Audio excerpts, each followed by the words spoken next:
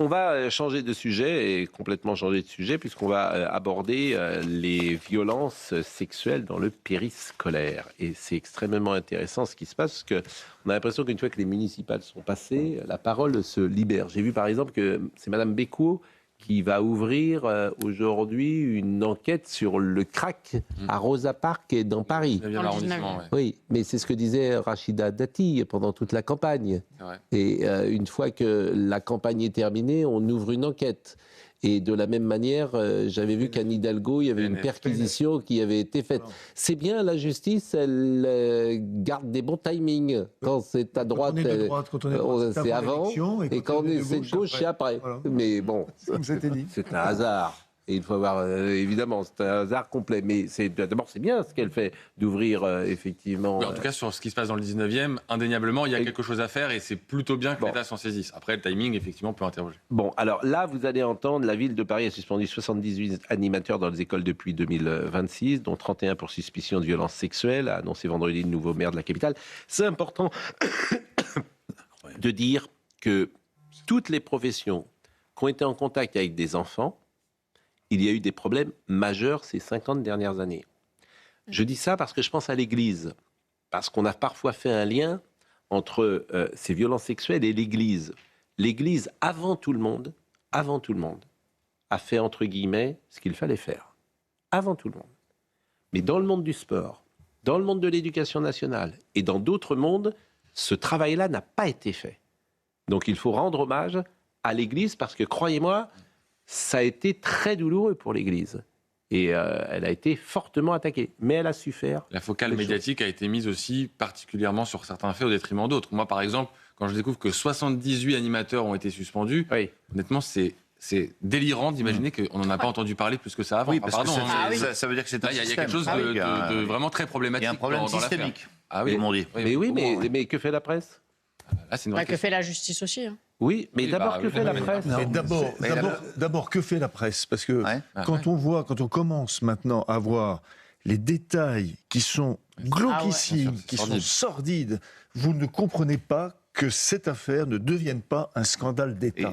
Vous ne le comprenez pas. Et que certains ne sont pas suspendus, mais mis d'un établissement à un autre. Mais là, on se dit, quand vous avez quelqu'un qui est mis d'un établissement à un autre, mais comment c'est possible de mettre en danger la vie d'enfant de façon délibérée ? Quand vous le mettez d'un établissement à l'autre, c'est délibéré. Avec des responsabilités politiques engagées, parce que ces gens-là ont été embauchés, ils doivent rendre des comptes, il y a des services de la municipalité qui ont été impliqués, donc il y a des conséquences politiques aussi. Et puis le pire, c'est qu'il y a des alertes qui ont été Olivier de Lagarde. faites et rien n'a bougé. Et vous avez raison de souligner que durant la campagne municipale, la presse a été, on va dire, très discrète sur le sujet. Même avant ça, c'est-à-dire avant même la campagne.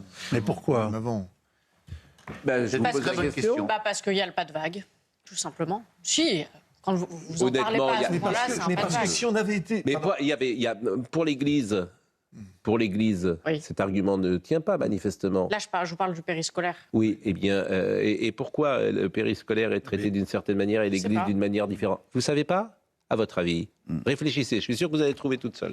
Sur l'histoire du périscolaire, il faut aller voir ce qui s'est passé dans les conférences de rédaction du Parisien, notamment, parce que c'est quand même leur zone d'achalandise. C'est-à-dire que l'Église est une cible pour la presse française depuis des années. Il y avait beaucoup de ménage à faire. Oui, mais il y a... C'est tout, c'est assez simple. L'Église est une cible et d'autres secteurs d'activité ne le sont pas. Parce que c'est facile de taper sur l'Église de Rome. C'est très facile. Après, il y avait beaucoup de ménage à faire dans ce secteur, l'Église. Je vous répète, si, je l'assure, dans le monde du sport, si les gens qui étaient à l'INSEP en 80 ou 85 racontent ce qu'ils ont vu, de leurs yeux vus, des sportifs hommes qui violaient dans les couloirs de l'INSEP les jeunes femmes, si ces gens-là parlent aujourd'hui, ce qui s'est passé, c'est invraisemblable. Invraisemblable. Avec, effectivement, tu confiais tes enfants à l'INSEP, ils avaient 11 ans, 12 ans, 13 ans, et notamment des jeunes femmes, bien sûr, c'était des jeunes filles qui étaient principalement les cibles de ça, et tout ça ne se savait quasiment pas. Il y a une enquête d'ailleurs dans l'équipe. qui a été faite là-dessus. À qui pourrait nuire une telle enquête? Donc, par exemple, on a 2 exemples. À l'église, en effet. Pétaram, on avait vu la grosse ficelle aussi, c'était de nuire à François Bayrou indirectement, ou même très directement. Là, qui aurait pu pâtir d'une enquête sur le périscolaire à Paris? Posez la question, et vous avez peut-être un élément de réponse sur la... Et je vous le répète, l'église a été très courageuse, très courageuse, effectivement faire entre guillemets ce travail ou ce ménage. Ça aurait montré également que la maire de Paris, les adjoints ne contrôlent pas du tout leur administration. Oui, mais ça du tout. Voilà. Et donc évidemment, au moment des municipales, c'est plus ça le sujet que d'avoir couvert éventuellement des faits. C'est ça le sujet. Ils ne contrôlent pas, ils ne contrôlent rien. C'est l'administration. 78 suspendus. Non, mais c'est énorme. Mais c'est votre expression, ouvrir le capot, c'est-à-dire qu'on voit, il y en a de plus en plus. Exactement, 78. Alors, fin janvier, et là, je vais vous faire écouter un témoignage. Sophie et son mari découvraient que leurs enfants de 3 et 4 ans subissaient des violences et des viols à l'école sur le temps périscolaire. Depuis, c'est toute une famille traumatisée. Sophie était l'invitée tout à l'heure de Marc-Olivier Fogiel sur RTL. La mère... Alors, l'école, je ne vais pas vous donner l'école. A priori, je sais l'école dans laquelle ça s'est passé, mais pour vérification, c'est dans Paris. Nous ne donnerons pas ce nom de l'école. La mère de famille constate que ses enfants rentrent perturbés de l'école, des crises la nuit, des colères sans raison, des pipis au lit ou après le bain, des symptômes l'alerte. Cette école, c'est la bagarre, lui raconte son petit garçon, qui revient avec des bleus. Écoutez ce témoignage. Votre petit garçon blessé, en allant le chercher à l'école, vous découvrez qu'il a la bouche qui a triplé de volume. Vous lui posez des questions, j'imagine une petite maman qui voit son petit garçon revenir avec des bleus, ça interpelle. Je suis retournée à l'école au moins une demi-douzaine de fois pour avoir des conversations avec la directrice de l'établissement et les maîtresses. Mais vous savez, à cet âge-là, les petits garçons, ça se bagarre. C'est ce qu'on vous dit. Et lui, il disait quoi? Les grands m'ont poussé? Maman, cette école, c'est la bagarre. Et les grands m'ont poussé dans l'escalier, j'ai été tout seul et ils m'ont encerclé dans la cour. Ma petite fille, plusieurs fois en allant la chercher à l'école, de façon isolée, une fois sa nounou, une fois moi, elle ne pouvait plus marcher, tellement elle avait mal aux parties intimes. Plus marcher? Non. Plein Paris, dans un des quartiers les plus chics de Paris. Franchement, ce témoignage était effrayant ce matin. Sophie, c'est un prénom d'emprunt. Vous avez compris que cette dame témoigne de manière anonyme. Et je vous propose d'écouter un deuxième passage. En mai 2025, une plainte a été déposée pour violence sexuelle contre des animateurs avant que vos enfants aillent à cette école. Vous découvrez aussi que le cache d'investigation a été filmé en mai 2025 avant que vos enfants aillent à l'école. Tout ça, personne ne vous disait rien, mais pourquoi? On a été mis au courant de ces faits parce que des parents lanceurs d'alerte ont enfin pu prendre la parole. Et tout le monde se renvoie la balle. Et donc c'est la faute de personne. C'est de la faute de personne. Personne n'assume surtout la responsabilité, personne ne prend la responsabilité. Tous ces gens-là étaient au courant des différentes plaintes, etc. Tous ces gens-là étaient au courant. Mais par exemple, l'association de parents d'élèves, puisqu'il n'y a pas aussi que les institutions, ils étaient au courant, l'association de parents d'élèves? L'association de parents d'élèves était informée. Et elle disait rien. Manifestement avait été sommée par la mairie d'arrondissement de ne pas informer. Thomas Bonnet, plutôt qu'attaquer ces news et de porter plainte, où sont les mises en examen? Où sont les mises en détention?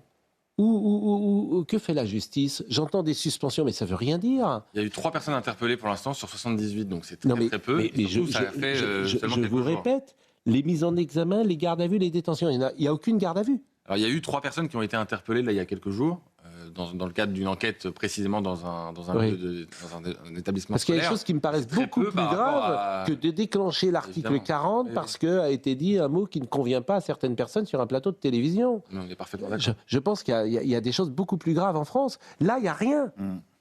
On nous dit simplement il y a 78 animateurs. 78! Et la question, ça, c'est ceux qu'on a détectés. Imaginez, on peut éventuellement imaginer que d'autres personnes sont encore passées dans l'école public. Imaginez que ce soit arrivé dans le privé. Que à Paris, on parle que de Paris. Mais pardonnez-moi, arrivé dans le privé. Mais il me semble qu'aujourd'hui, c'est Madame Hidalgo, qui doivent être entendus. Tous ces gens-là doivent être au moins mis en garde à vue ou être entendus, auditionnés. Garde à vue, je ne sais pas, mais auditionnés. Oui, bien sûr. Enfin, il y a des responsabilités, c'est invraisemblable. Et on n'est qu'au début, hein. Oui. On est un véritable, vous avez raison, un scandale d'État. Je pense que l'urgence aussi, c'est de faire un moratoire pour éviter que là, ça puisse se reproduire. Parce qu'il y a aussi une question de, visiblement, on a des profils très très problématiques, et c'est un euphémisme, au sein des établissements scolaires à Paris. Donc il faut déjà les écarter le plus vite possible de ces établissements. Parce que le risque, c'est que la liste s'allonge. On est à 78, dont 31 pour agression sexuelle présumée. Il faut revoir les modes de recrutement. Écoutez, moi, je trouve ça très bizarre, en fait. Je trouve ça très bizarre.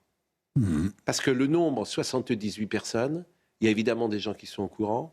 Et ce que je trouve incroyable, je le dis, c'est pas de mise en examen. Ouais. Donc il y a quelque chose qui n'est pas clair là-dedans. Oui. Même pas de convocation, en fait. Il y a des choses qui n'est pas claires. Et effectivement, c'est arrivé d'ailleurs assez tard dans la campagne. Il y a des choses qui ne sont... Quand on est à ce niveau, le témoignage de cette dame, elle dit, voilà, ça se savait. Rappelez-vous, le groupe d'opposition conduit par Rachida Dati, dès 2015, avait demandé des comptes à l'équipe municipale menée à l'époque par Anne Hidalgo. Donc ça ne date pas d'hier. Et pour autant, que je sache, il n'y a pas eu de prise de conscience, ou en tout cas d'action résolument menée par la municipalité d'Anne Hidalgo.